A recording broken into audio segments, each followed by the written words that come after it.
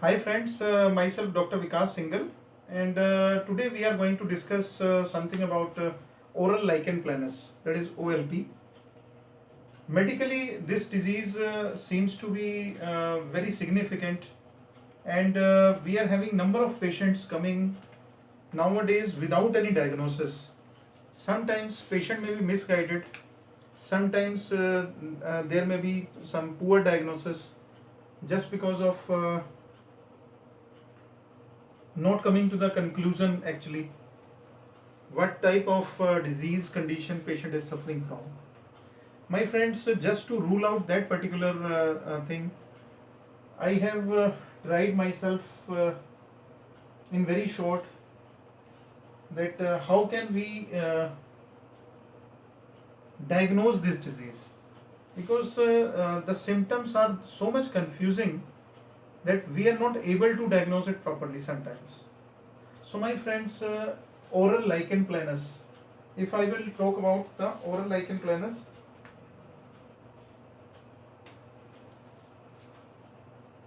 lichen planus,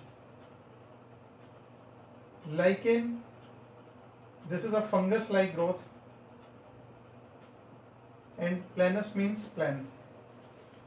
So the eruptions which are plain in nature and having fungus like irregular margins are called as, categorized as rather I should say, in lichen planus.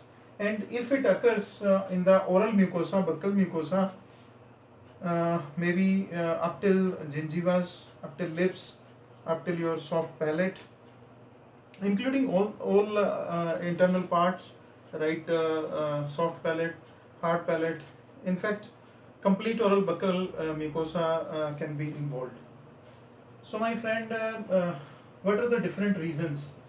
First of all, this problem is a precursor to malignancy. So, be very much don't be overconfident while treating these type of cases with homeopathy, because sometimes in homeopathy we may ignore the disease, and we may ignore the test, specified test. So first of all, to give a differential diagnosis, we will have to rule out malignancies. So tumor marker antigen test are very important here, just to look out for any type of malignancy if it is happening there. So but in homeopathy, being this disease as autoimmune disease, is having wonderful treatment, and very easily, very beautifully can be cured by homeopathic medicines. So my friends, what are the different reasons? So at one point, number one, stress and anxiety. Stress and anxiety can be first factor, ऐसा माना जाता है, but this theory is not very well accepted, that stress or anxiety can cause these deeper injuries of the soft tissues like palate or buccal mucosa. So this theory is again under observation.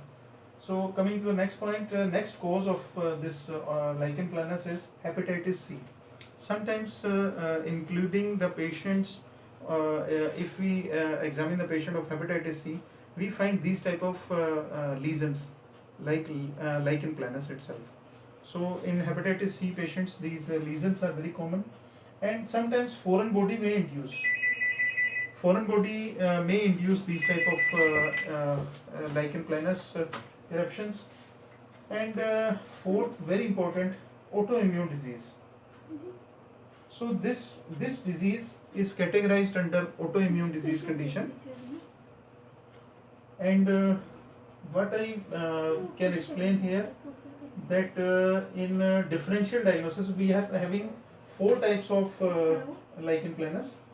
Number one can be of reticular type, atrophic type, erosive type, and the plaque type. And bullous inflammation may be aggravated. So reticular type of lichen planus may be having no symptoms at all, totally asymptomatic, and bilaterally symmetrical, and these may present with the lines, anastomosed lines, just like a lattice, So you can easily differentiate between the reticular as well as atrophic type, because in atrophic or erythematous type of lichen planus, some red patch will be there, burning may be there, and desquamating gingivitis may be there. Sometimes pemphigus vulgaris may develop, and cicatroid pemphigus may develop. Pemphigus is again a very tedious type of disease to be cured, especially in homeopathy. I have not seen much cases of pemphigus, and again very rare disease, epidermolysis bullosa, and some IgA induced diseases. And these are certain points which are present in atrophic lichen planus, atrophic type or erythematous type. Here I have specified red patch will be there. So red patch will be there in erythematous. Erythema itself denotes redness, so you can very easily remember it. Third type of lichen planus is erosive or ulcerative type, in which there is ulceration of the buccal mucosa guided with white stria. Erosion will be there with strias around the particular lesion, white strias around that, and sometimes plaque or hypertrophic lesions may present, and sometimes in very rare cases bullous lesions may be present. So my friends, this was about 5-6 types of lichen planus. And coming to the differential diagnosis in oral lichen planus, what I have given here: reticular type, erythematous type, as well as plaque type.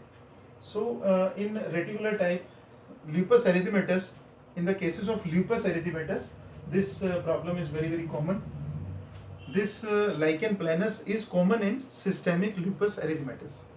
So my friends, don't get confused with this type of varieties. And erythematous, again, what I have told you earlier, that this will be always bilaterally symmetrical. If suppose a patient is coming for patches which are on both the sides of the tongue, and they are symmetrical in nature, one on this side, another one on that side, then right and left side will be congregating. So the third factor, very important, plaque and the hypertrophic type of oral lichen planus. So my friends, जो bilateral reticular स्ट्रायास की हमने बात की, जो हमने ये special patches आपको बताया कि रेटिकुलर स्ट्रायास अगर हैं तो this is a diagnostic feature of lichen planus. Don't miss that. Try to diagnose your disease, and definitely you will have to confirm the malignancy also. You will have to confirm the malignancy in all cases of doubt. Where doubt arises, please wait. First go for the proper diagnosis of the case, only then you should start for homeopathic treatment. My friends, I have seen number of times that most of the cases are not properly cured just because of misdiagnosis by a homeopathic physician, and this is not very easily adored or absorbed by the medical fraternity. So my friends, we should not let us come together, let us behave as a very good physician, and let us assume that for the patient's welfare we should integrate the medicines, we should integrate the systems.